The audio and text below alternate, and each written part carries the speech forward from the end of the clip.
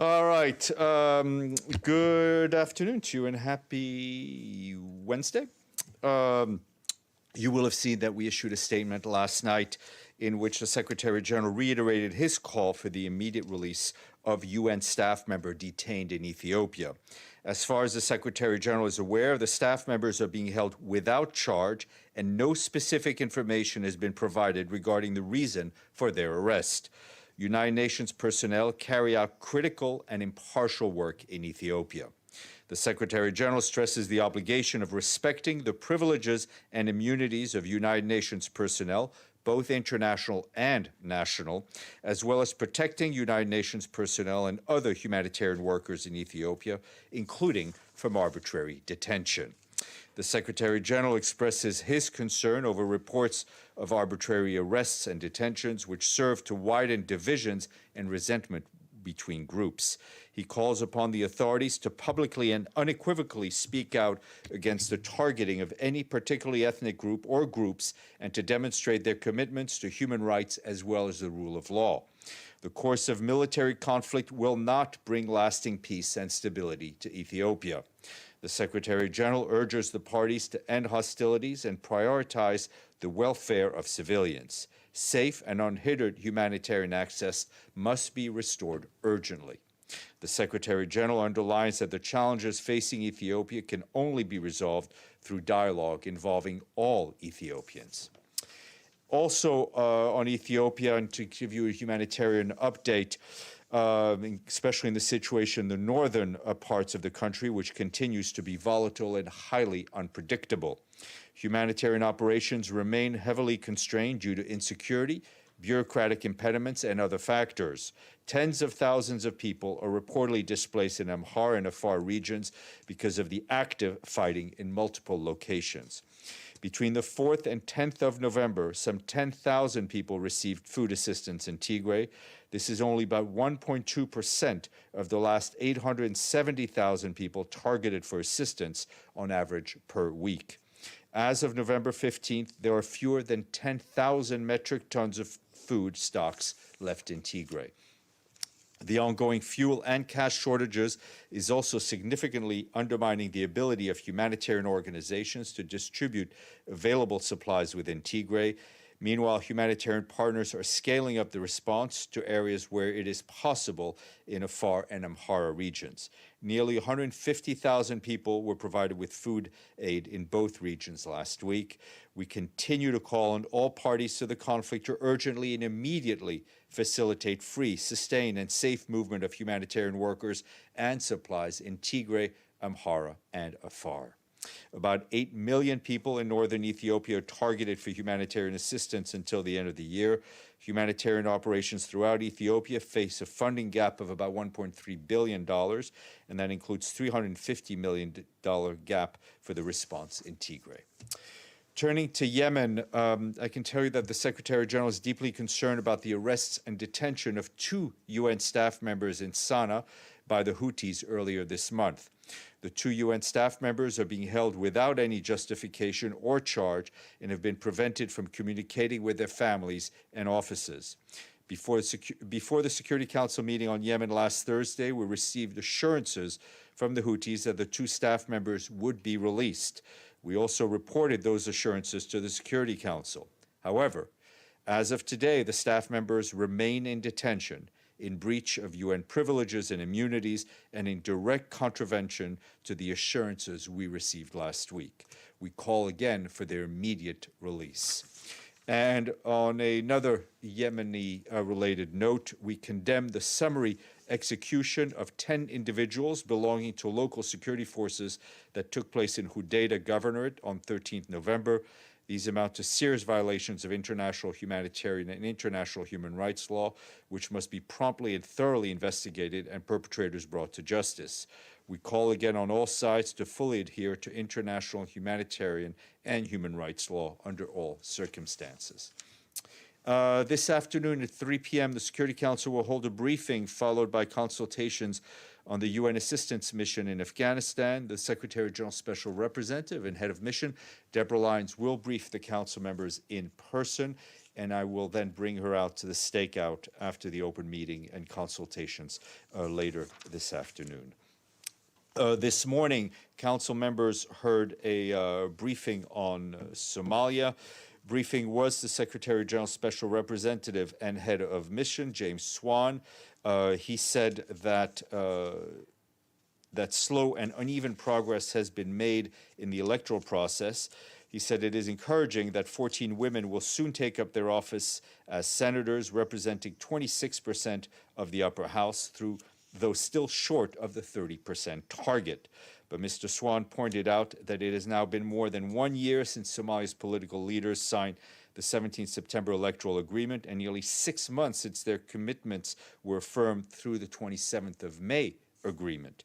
He said the efforts of Somalia's political leaders will need to be redoubled in the coming weeks to bring the elections for the federal parliament to a successful conclusion so that presidential elections can then be held as soon as possible.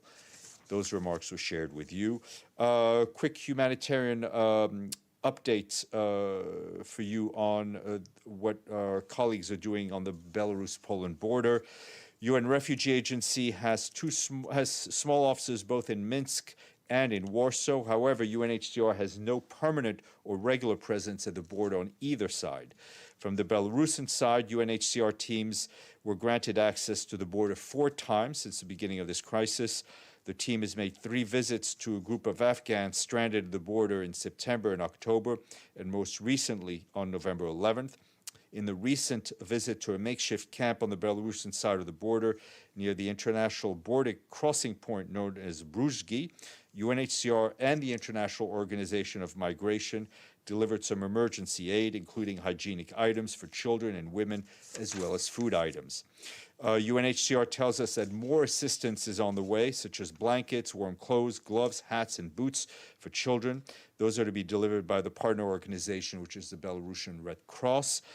UNHCR is currently negotiating more regular access to the border on the Belarusian side, as well as discussing access on the Polish side. UNHCR and IOM have been advocating with the authorities to move people to safe locations away from the border, where they can be provided with adequate assistance in counseling, where humane solutions can be found according to individuals' personal situations and needs. The 2 UN agencies stress that the makeshift camps at the border is not safe and suitable place for for people, and could lead to further loss of life. Quick note from the Central African Republic. Our colleagues at the peacekeeping mission there report that on Monday in the village of the Waham Pende prefecture, presumed combatants from the 3R armed groups attacked a Central African armed forces based in surrounding neighborhoods. 12 civilians were reportedly killed and 15 were injured and are receiving medical treatment at a local hospital. People also fled the areas of the attack. The peacekeepers are currently preparing for the deployment of a force patrol to the incident area to help ensure the protection of civilians. You will see that yesterday afternoon we also issued a statement in which the Secretary General strongly condemned the terrorist attack that took place on the 16th, yesterday in Uganda, and he expressed his deepest condolences to the families of the victims of this despicable act of violence. And quick update from Fiji to end. Our UN team there tells us that Fiji recently received more than 200,000 doses of vaccines through COVAX, donated by the US and Japan. We thank them both. This brings the total number of doses Fiji has received from COVAX to more than 300,000 doses. Of all people over the age of 18, 97% have received their first dose, and nearly 97% have received their first dose, the people over the age of 18, and 90% received 2 doses. The UN team supported the vaccine rollout, providing more than $12 million worth of equipment, including COVID testing machines, refrigerators, freezers, cold boxes, ultra-cold chain equipment, and personal protection kits. And WHO is continuing to provide technical support. Mr. Bays. I've got a few for you. First one, Ethiopia, that new statement by the Secretary General, very strong language. Have you had a response from the Ethiopian authorities? No. And the short answer, no, because our colleagues remain in detention. Okay. Sudan, fresh protests and more deaths. The Central Committee of Sudan doctors reporting 10 people killed, shot dead by security forces. What is the UN's reaction? We're waiting to get some details from our folks on the ground, but obviously if these numbers are confirmed, they're extremely worrying. It is critical that people be allowed to express themselves freely and demonstrate freely. And we continue to urge the military authorities to return to the transition agreements. Finally, Afghanistan. It's very good we're getting a stakeout today, and we'll obviously listen to what is said in the Council. The Council being briefed by the SRSG, can I ask what the personal envoy is currently up to? Because he may be very busy, but if he is, it's very, very well below the radar because we hear nothing about him. I think at this point, from what I understand, the efforts are really focused on the work of the special representative. So I have no updates. What has he been up to? Do you think no. you could find out what he's been up to, say, for the last month? Yeah, how many meetings he's had? Because we hear nothing about him. Thank you. I agree with you. Edie? Thank you, Steph. Could you give us a few more, could you give us a few more details on the 2 UN staff members who've been arrested by the Houthis? Are they national or international? Yes, they're national staff. Male, female? Male. Male. Yeah. Okay. Is anybody in Yemen right now actually from the UN contacting the Houthis about why they have not yet released? Yeah, I mean we're in touch locally with the Houthis. As I said, we've been given assurances that they would be released. They clearly have not. We don't understand why they're being detained and why they have not been released. The UN Human Rights Office put out a report, I think, saying that almost 100 civilians people have been detained since the declaration of a state of emergency, mainly ethnic Tigrayans. Does the Secretary General have any comment on the fact that this could potentially be part of an ethnic cleansing? Well, we're extremely concerned at these reports of people who are being detained because they belong to one group or another, and we feel that it's important that the government stop these and show their commitments to human rights and the rule of law. Maggie, and then we'll go right. Thanks, Steph. A few more on the Yemen situation. When exactly were they arrested or detained? Because you said they gave assurances last week and then they weren't released. So how long ago did this happen? I think this happened earlier last week, but I will give you an exact date. And which agency or what was their job in the mission there? One, as far as I understand it, works for the Human Rights Office. The other one works for UNESCO, as far as I know. And I'm sorry, did you say there was a reason or no reason given? I mean, there's no reason given to us, right? I don't know what the reasoning is. The point is we'd been promised and given assurances that they would be released. It is important that they are actually released. And has anyone from the UN been able to visit them like you had in Ethiopia? I mean, as I said, they've not been able access. to reach out to our colleagues, which is also worrying. And since we're on Yemen, could you just give us an update on the safer tanker, if there's any? No, no update and no positive movement that I'm aware of. I mean, the discussions are ongoing with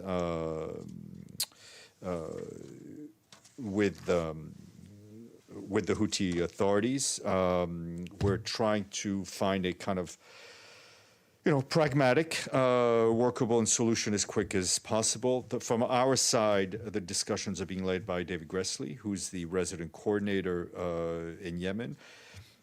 As I said, there are active discussions going on we hope to see progress soon, but clearly as long as there's no real forward movement, the possibility of a catastrophic accident, catastrophic oil spill remains. On the staff members, what happens when I'm not here? One staff member was arrested on November 5th and the second November 7th. And just to confirm that we've had no access or communication with them. Sorry, just for more detail, since you found the page. Were they arrested from their homes, from their workplaces, on the street? Unclear. Okay, Madame. Stéphane, about the Central African Republic, can the MINUSCA fulfill his mandate correctly when the Wagner forces are really stopping them from doing so? How can they do their work? Look, the UN mission is fulfilling its mandate in terms of protection of civilians, in terms of a lot of other facets as well. There are challenges in the Central African Republic. Security challenges, political challenges, humanitarian challenges. We report on them regularly to the Security Council, but our colleagues on the ground are fulfilling their mandates to the best of their ability. Is the Secretary General worried about what is going on? The Secretary General, if you read his reports, has expressed his concern about the situation on the ground. The situation are challenges that sometimes occur even with national forces or with the bilateral forces. Evelyn, and then. Thank you, Steph. On Somalia, I listened to most of the Security Council speeches this morning and read U.S. Secretary Blinken's comments in Kenya. No one mentioned, that I heard anyway, of Kenya's intention to close the Somalian refugee camp.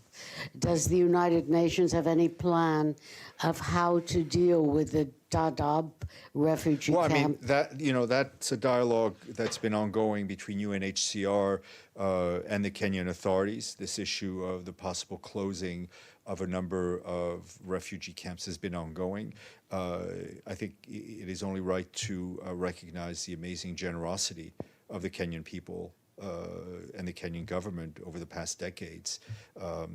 And again, when you look at how refugees are treated, you see it is often developing countries that open their hearts and their doors more to refugees than others, and that needs to be marked. But obviously, the Kenyan government has some concerns, and our colleagues at UNHCR are dealing with them.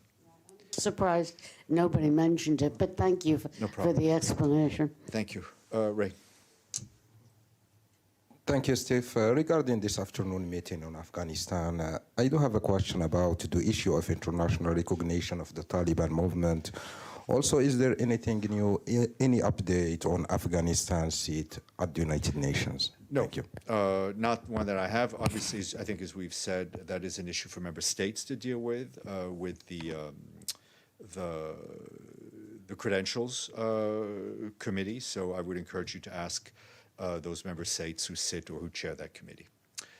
Majid, and then we'll go to the screen. Thank you, Stefan. Follow up on Afghanistan. Taliban is asking for its asset to be released by multiple countries, including the U.S. What's the UN's position about that? We've expressed our fear, really, at the prospect of a possible financial collapse in Afghanistan, with the clear humanitarian impacts that could have. It is important that the international community be able to support the people of Afghanistan, which is what we're doing through a number of programs, notably the UNDP-led project, which is paying healthcare workers directly. But there are all sorts of challenges that member states will have to figure out how to navigate when it comes to Afghanistan, while never forgetting the need to help those who need it the most. Do you think those assets should be released? I will leave it. I will leave it at. I will leave it at that. And on Belarus, you said the UN agencies have been given access for time. Was that from the Belarusian From side? the yes, it's on the Belarusian from Minsk into the Belarusian side, which is where most of the needs are. Have they given any promises for future access? Yes, and they have, as I said, they've been negotiating, and I think they will be distributing more supplies through in partnership with the Belarusian Red Cross, which is our local partner organization. Thank you, Stefan. Okay. All right, Ibtisam, and then we'll go to the screen. A follow-up on Afghanistan.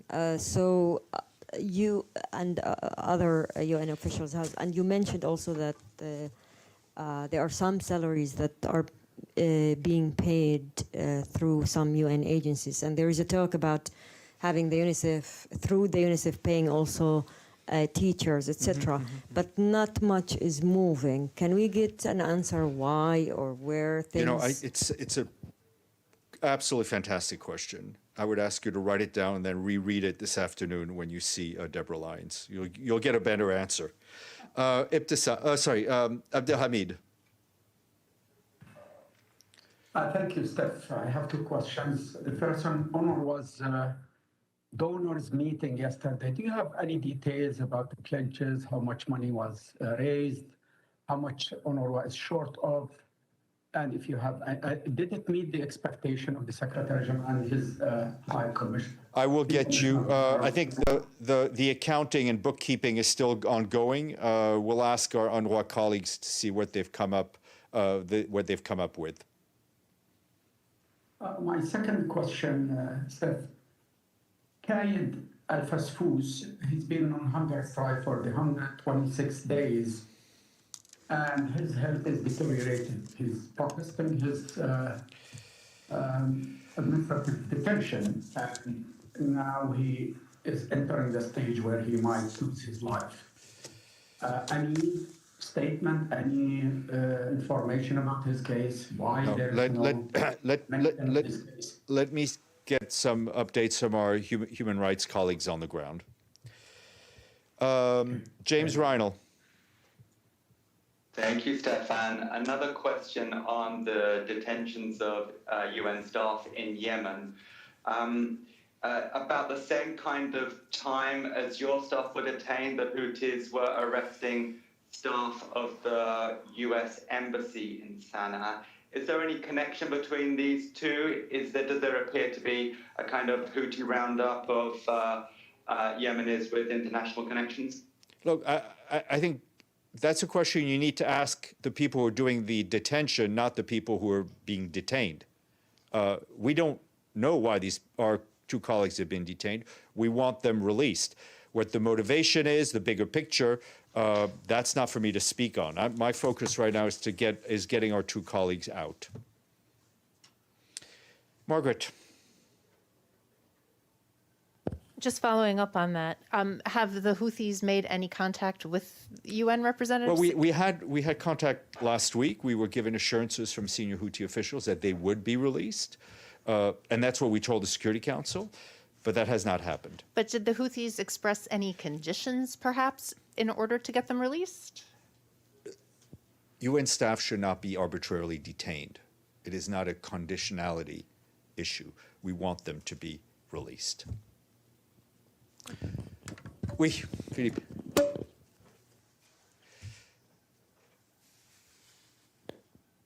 Sorry, it's also about Yemen as a detention. You say November 5th and November 7th. Which one is November 5th? Is it UNESCO or the other one? I will check. And is it the first time that in Yemen you have people arrested? I do not believe it is the first time. And I'm whichever part of Yemen, but I will double check on that. But I do not believe this is the first time. James. I have a few other odd questions for the end. First, Libya. Did you write them down while you were on the beach? I've got rough ideas of what I'm going to ask. Exactly. So on Libya, we are now, I believe, a month and a week away from the date when elections are supposed to be held. We've got various candidates putting themselves forward, including Saif al-Islam Gaddafi, who is wanted for questioning by the International Criminal Court, and also the Prime Minister Debeba is talking about running. Does the UN have a position on one, indicted people before the International Criminal Court, or serving politicians who I think the UN had stressed they didn't want them to run? Yeah. Do you have a position on either of those categories running for election in this? It's clear that there were agreements and made and understandings reached. Ultimately, the decision who is clear to run, as far as I understand it, is up to the High Electoral Council in Libya. This is not a UN organized election. This is for the Libyan people to choose their future leader. We want the election, obviously, to be credible, to be transparent, to be effective. But in terms of clearance of candidate, that is up to the Libyan institutions. So if you could just be clear then, with the election coming up so fast, you're not running the election, but could you give us an idea on what the mission there are doing in support of the election right now? Let me give you, let me get some exact details, because I don't want to freelance. Okay. Next question is on COP26, and I don't want to talk about the outcomes of that. I'm just interested in the logistical UN part of that, because it was a massive UN operation. Do you have a list of how many UN staff were in Glasgow, and where they all came from, which duty stations they were based, and also it occurred to me, being in Glasgow, who was paying for all that UN presence? Does it come out of the regular budget? Is it paid by the UK? If you could find some details. That's a good question. I mean, traditionally, when these are UN organized conferences, there are certain functions that have to be filled. Security, one of them. I know a large number of the UN security officials that came from European duty stations, Geneva, Rome, and others. There were some from other places. But let me see what I can do, and I'll check with UNFCCC. Okay, and finally, I'm going to just ask this last one, because I don't think it's been asked for some time, but if I'm wrong, I'm sorry. Fabrizio Hochschild, 10 months now. That seems a ridiculously long investigation. The process is ongoing, following established rules for the benefit of everyone involved in any investigation, those who are being accused, those who are doing the accusing. The UN procedure is a long one, and that is defined in relevant rules and regulation, but the process is ongoing. Do you have a question about James? Always, many questions. But I'll just ask one final one, Ethiopia, if I may. Can you just remind us the status of the UNHAS flights? Because you're saying how the cargoes are, The flights have not resumed, not at all, but there are what I would qualify as deep discussions between all involved to try to resume them as soon as possible. And they are a critical part of us getting humanitarian workers in, getting cash in. To really run this in an effective manner, we both need the road and the air access in a way that is unfettered and unhindered and free from any sort of bureaucratic or other more violent impediments. So, I didn't see you because you're behind the screen, so, yeah. Partly behind the screen. So back to Fabrizio Hochschild, regardless of the status of his investigation, will the tech envoy post be open soon? I have nothing for you on that at this very moment. Okay, thank you all, and see you tomorrow.